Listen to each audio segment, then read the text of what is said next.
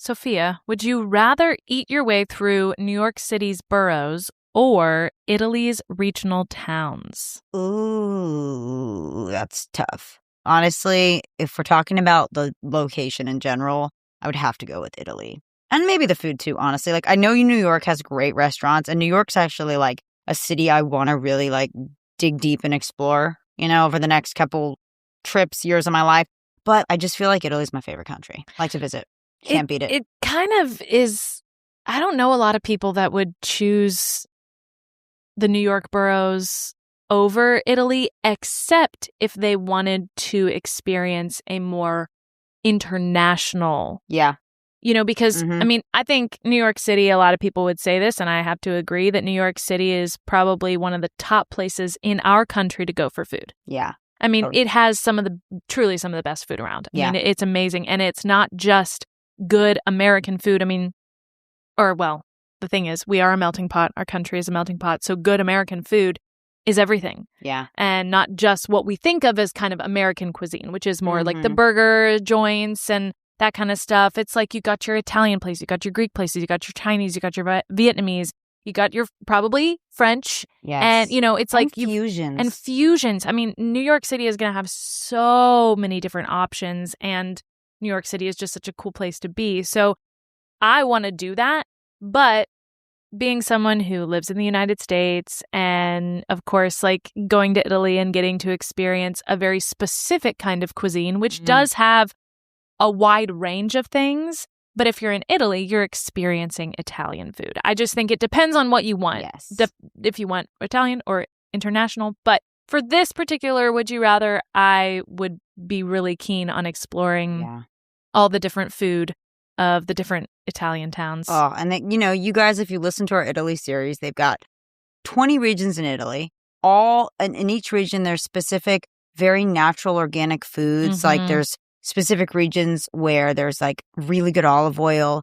There's great wine regions. They have like regions that have very specific things. Like there's a buffalo mozzarella region. There's the home of pizza. It'd be really cool to kind of go find the origins of these foods and like really eat them straight from like the tables of small town chefs. Oh, that yeah. do it just so well. So yeah, I mean, to give you guys a little bit more info on the antipasti side, you've got bruschetta. You guys know what that is. Bruschetta is home to Italy. Caprese salad is from Italy. Carpaccio is from Italy. And then primi, so first courses, pasta, rice, etc. You've got spaghetti alla carbonara, risotto alla milanese, lasagna al bolognese, pasta al pesto. These are all like, pesto's home to a region of Italy. So these are all local things that came from these regions. Segundi, main courses, so meats, fishes. You got ossobuco, which, I'm obsessed with ossobuco. Saltime bocca alla romana. You've got pollo alla cacciatora, which is chicken with stewed tomatoes, herbs, wine, hunter style. You also have bistecca alla fiorentina, which is like the thick cut T-bone steak. Iconic pizzas. You got pizza napolitana, and that's like the soft, chewy crust with the San Marzo tomatoes, the mozzarella di bufalo, which we talked about, basil. It's amazing. Gnocchi. Gnocchi's really fun. It's great. And you've got great desserts that are local to Italy, too. You've got tiramisu, panna cotta, cannolis, gelato. Oh, guys, it never ends. Again, some of the famous pastas, spaghetti, obviously, lasagna, ravioli, fettuccine alfredo, pizza, margaritas. You've got Neapolitan pizza. You've got cheeses, guys. It's not just France that has the great cheese. It's a lot of European countries, but Italy especially. You got Parmigiano Reggiano, mozzarella, ricotta, gorgonzola. And then again, to jump into like the meats and cured foods, you've got prosciutto, salami, bresaola, sauces, marinara, pesto, bolognese, desserts we talked about. And again, the bread even, you guys. Focaccia, ciabatta. Italian bread. Grissini. Yeah, man. So again, that's why we love Italy. And New York has a lot of good food as well.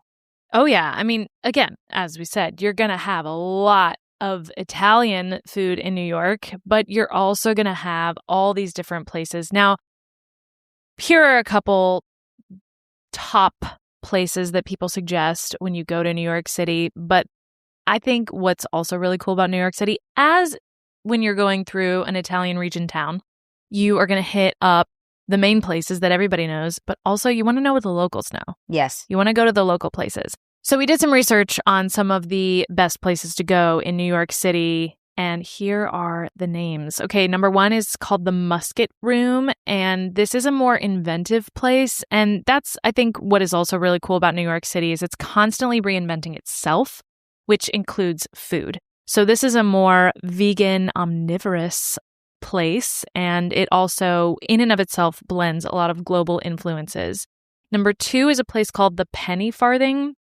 This is a seafood-focused spot in the East Village, and they are kind of known for their like Maine Northeasterner type of style of food. And then number 3 is called the Stissing House. This is a historic tavern with rustic charm and wood-fired cooking. And it's a very sophisticated menu if you're looking for something more like that. And then number 4, this is a French place. It's a legendary French bistro that was revived actually in 2024. And it's called Le Vieux d'Or. I don't know if that's how you actually say it. But, we try here. And then there's a place called Elio's, which makes me think of the movie. Yeah. The little Pixar cartoon that recently came out. This is a classic Italian-American institution on the Upper East Side. So again, as I said at the beginning of this, Would You Rather, you're going through a very international experience when you're in New York City. And number 6, this is another seafood-centric spot. It's called Crevette, and this is in the West Village. And they really explore a lot of different coastal dishes. It's elegant and has a warm atmosphere. And number 7, it is called the Gage and Tollner. Gage and Tollner, interesting name. But this is in Brooklyn, and it's a historic institution brought back to life. Expect elegant classics like she crab soup, Parker house rolls, and aged steaks in a glamorous dining room. You gotta have your steaks. That's such like a classic American thing, right? Yes. And that one I will say, and the one Natalie's about to mention, those 2 are the most pricey on this list. Okay. Yeah. I was gonna say we definitely have some fancier spots on here. Number 8, Gramercy Tavern. This is known as one of New York's finest restaurants. So yeah, it makes sense that it would have a more expensive bill. But it's a very seasonal American menu, casual meats, but also clearly good for special occasions. And then number 9, Resdora. This is another Italian place. They love their pasta, and their chef was trained in Modena. This is known as a cozy and modern place with dishes that wow. And last, a Korean steakhouse. Gosh, so this is Kote Korean Steakhouse, Korean barbecue spot with steakhouse Seoul. High quality meats, great cocktails, and a vibrant vibe just south of Koreatown. Very cool. Super fun. Those all sound great, you guys. And again, they have a little bit of a range. The first couple Nat mentioned, they're like medium price. We had those 2 expensive ones. And then the last 2 were actually pretty affordable. So we got only $2 signs for those. It's great.